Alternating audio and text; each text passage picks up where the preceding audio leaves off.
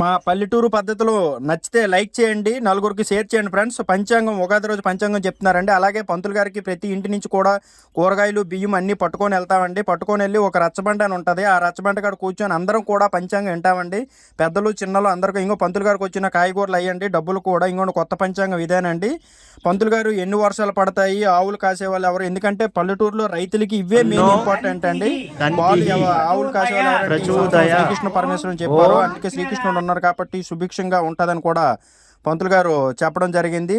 పల్లెటూరు నుంచి ఎప్పటి నుంచో వస్తున్న ఆనవాయితీని ఇంకా మా తరంలో కూడా కొనసాగిస్తున్నందుకు చాలా హ్యాపీగా సంతోషంగా ఉందండి. ప్రతి ఒక్కరు కూడా దగ్గరకు వచ్చి వినాలనేసి మంత్రి గారు ఇలా ఇంటింటికి వెళ్ళి చెప్పడం జరుగుతుందండి.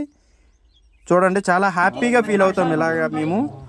అదేవిధంగా ఆనందమైన జీవితం కూడా శ్రీకృష్ణుడు గురించి ఎప్పుడు వర్షాలు కూడా అప్పుడు పడుతూ ఉంటే మనకి ఆవులకి సమృద్ధిగా ఎప్పుడు తినడానికి గ్రాసాలు ఎక్కువ కూడా మనకు పొందుతూ ఉంటాయి.